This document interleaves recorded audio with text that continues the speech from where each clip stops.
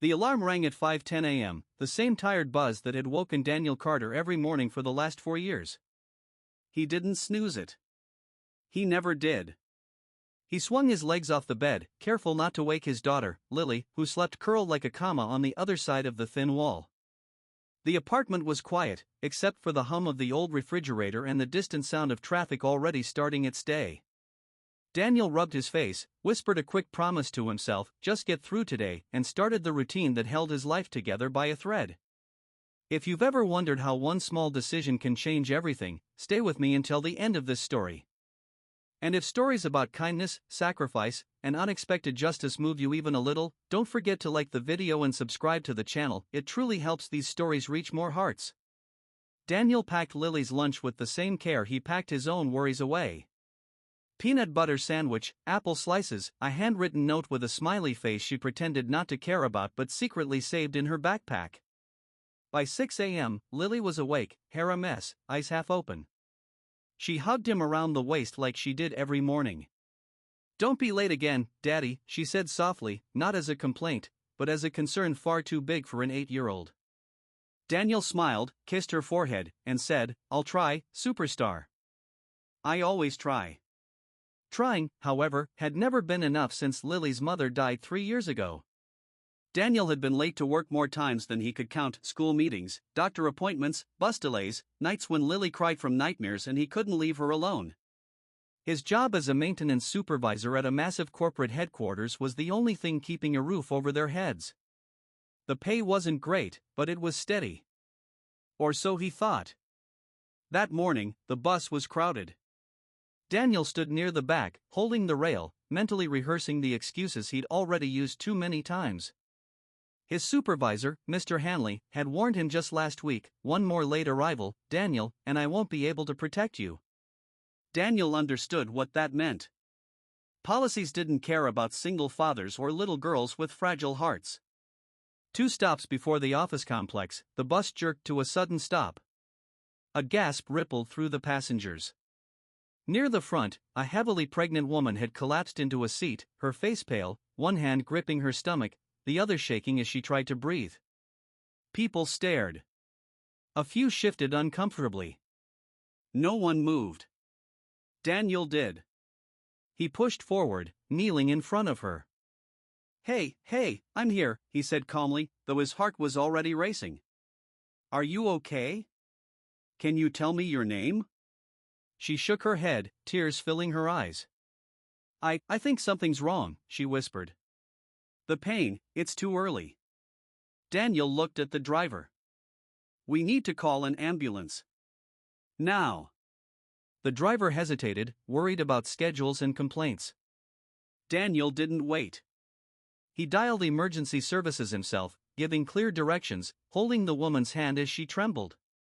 When the bus doors finally opened, and the paramedics rushed in, Daniel helped guide the stretcher, ignoring the time flashing red in his mind. "Thank you," the woman gasped as they wheeled her out. "Please, what's your name?" "Daniel," he said. "You'll be okay." By the time Daniel reached work, the ambulance sirens were a fading echo and his phone showed he was 43 minutes late. Mr. Hanley was waiting. "I warned you," his supervisor said, not unkindly, but firmly. "Corporate reviewed your file. Too many exceptions. Too many excuses." Daniel tried to explain, words tumbling over each other, but policies don't listen. By noon, his badge was deactivated, his locker emptied into a cardboard box, and his job, his lifeline, was gone. He sat on a bench outside the building, staring at the glass towers that reflected a sky he felt he no longer belonged to. How would he tell Lily? How would he pay rent? He buried his face in his hands, shame and fear pressing down until he could barely breathe. That night, Lily noticed immediately.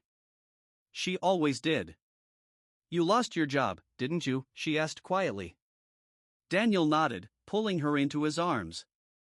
"I'm sorry," he said, voice breaking. "I'll fix it. I promise." Lily hugged him tighter. "You always help people, Daddy." "That's not bad. That's good." Days passed. Applications went unanswered. savings disappeared faster than hope. Daniel sold his watch, then his old guitar. He skipped meals so Lily wouldn't have to. Every night, he lay awake wondering if doing the right thing had finally cost him everything. A week later, a sleek black car pulled up outside his apartment. Daniel watched from the window, confused, as a sharply dressed woman stepped out. She knocked. Daniel opened the door cautiously. "Daniel Carter?" she asked. "Yes? My name is Evelyn Ross. I'm here on behalf of Ms. Amelia Grant." The name meant nothing to him. "She asked to see you," Evelyn continued. "Regarding a morning on a bus." Daniel's heart skipped. Before he could respond, another car arrived. A pregnant woman stepped out slowly, supported by an assistant. She looked healthier now, glowing even, but Daniel recognized her instantly. "You," he said, stunned. She smiled, eyes shining. "You saved me," she said simply. "And my baby." Inside his small living room, Amelia Grant told her story. She wasn't just a passenger. She was the founder and sole owner of the very company Daniel had worked for, the entire corporation. She had been traveling discreetly, trying to live one normal day before maternity leave.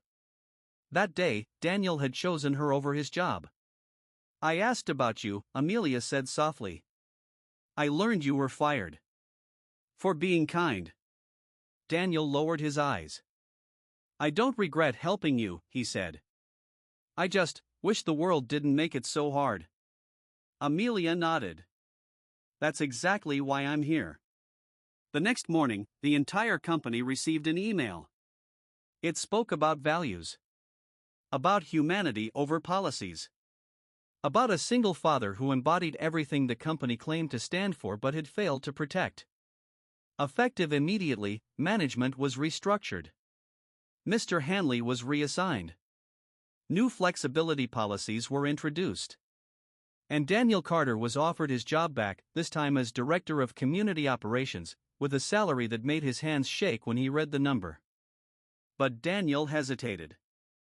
"I'll take the job," he said finally, "on one condition." Amelia raised an eyebrow.